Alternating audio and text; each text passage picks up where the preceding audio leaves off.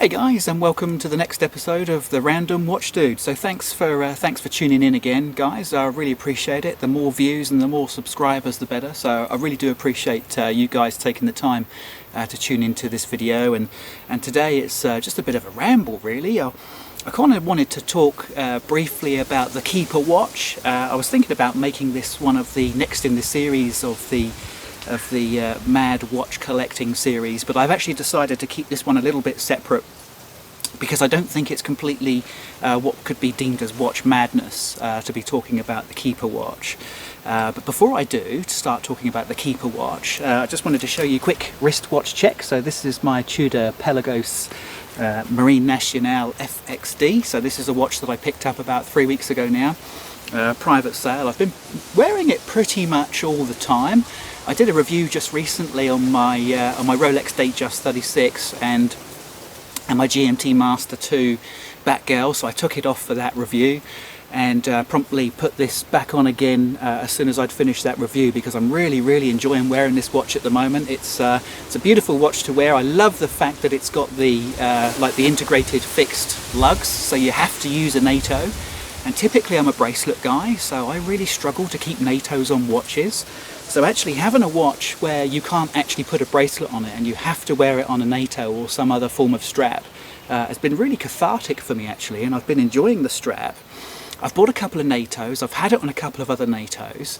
I really like it on kind of, you know, non-Tudor NATOs, but I must say guys, it's absolutely brilliant on this strap, on this canvas strap that's got Velcro. You know, it's absolutely, you know, the highest quality strap that I've had, and I know there are probably higher quality straps out there, but like I say, I'm more of a bracelet guy, so straps are a bit of a new thing to me. So yeah, really enjoying this watch, guys. And actually also during the course of the last week, you'll have seen in previous videos that I've done a couple of reviews actually on my 2254.5 not Submariner, Seamaster. And so that's a lovely watch that I've had for about 3 months now. It's about 24 years old, that watch, and although it was running okay and I was very happy with it, I've actually decided to put that in for a full Omega service. So the only reason I've done that, guys, is because, you know, it's a fairly old watch. I'm not really sure of its history, although I've got box and papers with it. I'm not sure of its history in terms of when it was last serviced. It was running about 4 seconds slow a day and consistently slow, and I was actually quite happy with that. But then I thought, you know what, I think this is a Keeper watch, you know, and if it's a Keeper watch, then I really need to make sure I'm taking care of it and looking after it, and I've decided to get it serviced. So I took it in for the local Omega service agent here is an independent watchmaker called Nain's Swiss Watch, owned by a guy called Brian Nain. And I took it in there in Queen Street, just off of the main Auckland High Street here a couple of weeks ago. And I just said, look, give me an appraisal on the watch. Don't just take it for a service. Tell me what you think. Open it up, have a look. I told them a couple of things that I thought were a bit curious about the watch, and they came back a week later and said, yeah, look, the watch needs a full service, Mark. The oil, the lubricants become very dry. They also said that the hand winding mechanism was really rough, and they wanted to replace that. And they also said that the threads on the crown and also the crown tube were quite badly worn. So based on, and that kind of made sense to me, you know, that kind of felt right, what they were saying. So yeah, I said, look, take the watch, keep the watch, give it a full Omega service for me. So really excited about that. It's actually the first time I've had an Omega that I've put in for a service. It's actually the first time I've put any really good, decent luxury watch in for a service. So I'm very excited about seeing that come back. They've quoted me 8 to 12 weeks for the full service. I've also asked them to change the sapphire glass as well. They're going to change the hands. Apparently they changed the hands anyway as a point of due course. They're going to change the sapphire glass for no other reason than there were a few scratches on the outside of the glass. Very subtle minor scratches, and I could have left it. But I thought, you know what, I think if I get this back from a full Omega service and I can still see the scratches on that glass, I'll probably regret them not changing the sapphire glass. So I've asked them to change the sapphire glass as well. So all of this comes at a bit of a cost. It's significant, made me swallow. I can buy quite a nice watch with the money I'm spending on that service. And what I'm going to do, guys, is I'm actually going to, when that watch comes back, I'm going to make a video on that The guys at Nairn's have very kindly offered to take pictures of me, take pictures for me of the watch being serviced. So they're actually going to show me my own watch being serviced, and then I'll be able to incorporate that into a video showing you a full Omega service. So that's going to be really cool. I'm really quite excited about that. I think I'm just as excited about getting a watch serviced, guys, as I am about buying a new watch. I think it's really good fun. It's not quite as expensive, but it is still brings a lump to the throat, you know, when you see the cost of that. Anyway, guys, with that all covered, I wanted to talk to you about the Keeper watch. So I don't think I need to give the concept of the Keeper watch too much of an explanation. And what we could say, I guess, you know, to start this conversation, is every watch we buy, we probably intend to keep it forever, don't we? I mean, that's part of the watch collecting madness to a degree, is that every watch you buy, you know that you probably intend to keep it. Otherwise, you know, you probably don't like it enough to buy in the first place. So every watch is intended to be kept. But as we all know, as watch collectors, particularly if you're getting a watch that you haven't seen, that you haven't actually put on your wrist, you weren't able to go to the AD and try it on, or it was a used watch or a discontinued watch, you're not always able to try that watch on and say, yep, I like it, or no, I don't. So of course a lot of the watches that we buy over the years tend to cycle through the watch box off the wrist, and eventually you know, they end up, don't they, on the auction websites, or you sell it to a friend, or you do a trade. So the Keeper watch, which every single watch is a keeper, very, very rarely does that watch end up becoming a keeper. So that's fair enough, and I think we all understand how that works. It's supposed to be one that removes the madness, isn't it? The Keeper watch. It's supposed to take all the pain away and the agony of you know, waking up in the middle of the night thinking about what watch to get next. You know, if you've got a watch box full of keepers, you're not supposed to have all these problems. But of course, we don't end up with watches full of Keeper watches, watch boxes full of Keeper watches. And why? Because the watch box full of Keeper watches is pretty boring, isn't it? And we like to change our minds. You know, we like to be fickle. We like to be into sports watches one year and then get really fed up with sports watches and think they're for ponces, and we end up wanting to buy, you know, a load of formal watches, a load of dress watches, and then we get into chronographs and etc. So the Keeper watch, for me, if I were to define a Keeper watch, what makes a watch become a keeper, or the potential to have keepability, if that's a word. And just to paraphrase all of this, by the way, I have one Keeper watch in my collection. I have one watch that I will never, ever, ever, ever sell or give away or donate or anything. It will be going on in my inheritance to my future inheritors, to my boys. And I've one watch, and I will show you at the end what that watch is. But the Keeper watch is one which typically, its pros outweigh its cons. Now, if you remember, when I was talking about the rebuy watch recently as part of the Watch Collecting Madness series, I was talking about the rebuy watch. One of the conditions of a rebuy watch, what makes it a rebuy watch, is the fact that the pros, the things you like about the watch, are evenly balanced with the things that you don't like about the watch. Therefore, on various days of the week, you'll either like the watch or you'll dislike it. It'll either be in love with you or you'll hate it and you'll want to put it up for sale, and then the next day you wake up and you remember all the things that you like about it. So the pros and the cons are really evenly balanced. A Keeper watch is one which the pros, you know, the things that you really like about the watch, far, far outweigh the things that you don't like about the watch. And that's when you end up with a watch that theoretically should become a keeper. Now, I've had lots of Keeper watches. I've had lots of watches which I think, to be honest with you, I regret selling. I'll never buy again because I know that I'll never feel that way about that watch if I buy it again. And one of the Keeper watches that I kind of regret selling now is the first Seiko Marine Master MM300 that I owned, the SBDX017. That was actually my first, what I would consider to be serious luxury watch. And luxury as in it cost me, I think, 1900 USD. And this is the one before they kind of upgraded it to a ceramic bezel. And I don't like that iteration, by the way. I've never actually owned that iteration, the newer iteration. I just didn't like it. I think it lost a lot of its I don't know, a lot of its personality went missing when they gave it the ceramic bezel. I really liked that polished steel bezel that the original MM300 had, although it scratched easily and it tarnished and it patinaed. I actually think that's what gave that watch character. Anyway, that's a watch that I sold that I regret selling. And I also kind of regret selling, I had a Tudor Black Bay, which I bought. That was, crikey, how long ago was that? That was about 3 years ago now. I bought a Tudor Black Bay. That's the red bezel, the Barbosa edition. That's the Black Bay 41. That's the Chunky Monkey one. That's not the one that had the ETA movement in. It was the one that came after that had the big slab sides. I loved that watch. Not entirely sure why I sold it actually, but yeah, it was just something I did at the time. I regret selling that.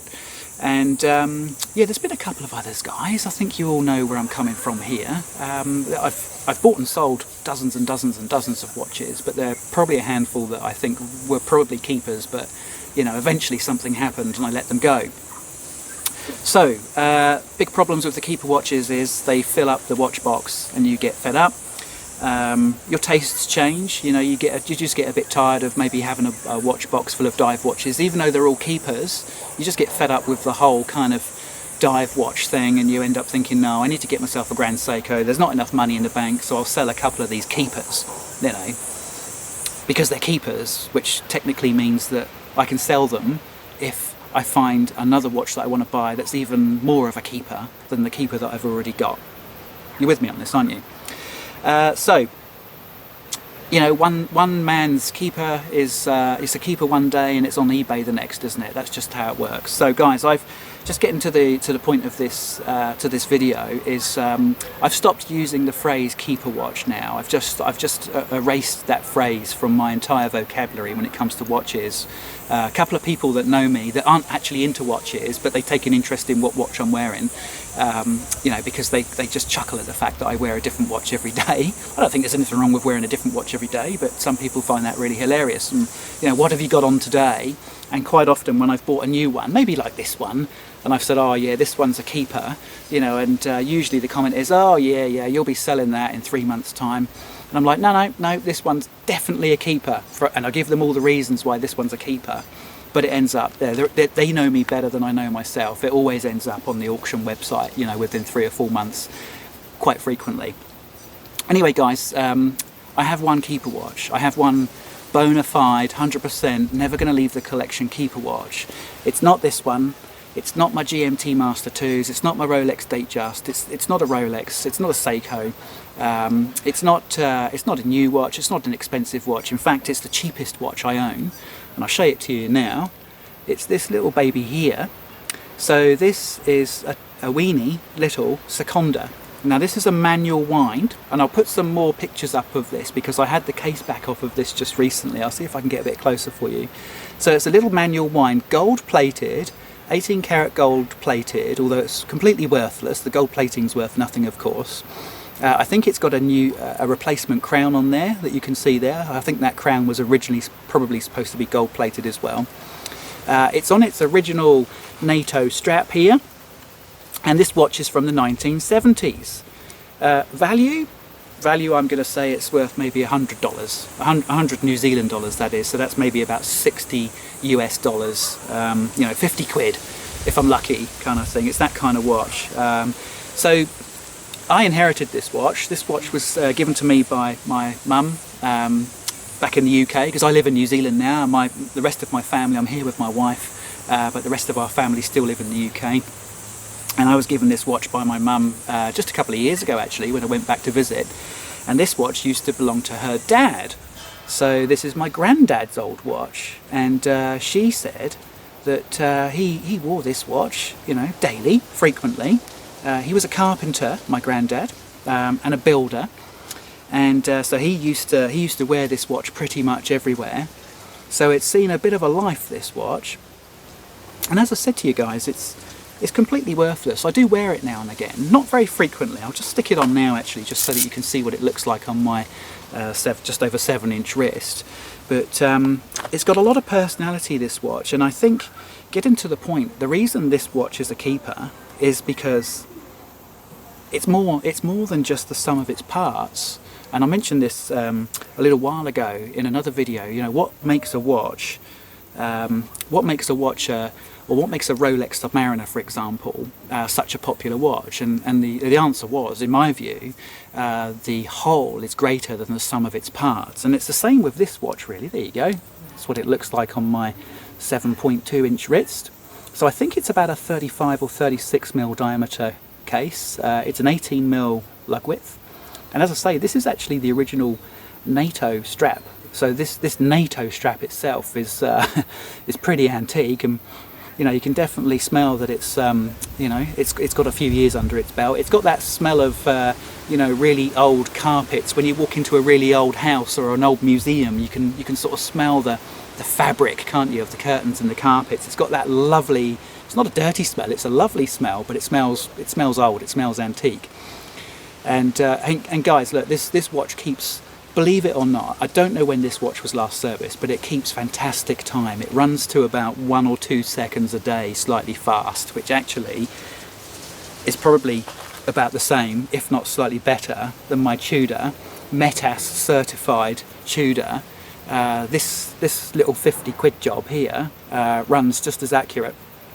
And I think it's probably got a little bit more personality right now than this watch as well, to me. And that's, getting to my point, that's what makes this watch a keeper watch. I'll never sell this watch. I'll very rarely wear it. I'll probably get it serviced at some point as well, just to keep it in good order. But I'll never sell it. It's the only watch I own that I know I'll never sell, because why the hell would I? This belonged to my granddad, and I'm not sure where he got it from. And just finally, one little extra little nugget which I love about this watch, and I'll put a picture up of it either here or here, is on the bottom of the dial, just under the 6, it says made in USSR. And I just really like that. So these the movements for these old seconders were actually made in the Ukraine. And back in the 70s, of course, Ukraine was part of the old Soviet Union, the USSR. And the movement for this watch, and I think the entire watch was cased in Ukraine as well, back in the 1970s. So I think that's really cool as well. My son loves it, because my son's really into the history of the Second World War, and he loves the fact that this watch says made in USSR on it, because you can't get that kind of gear anymore, can you? You can't.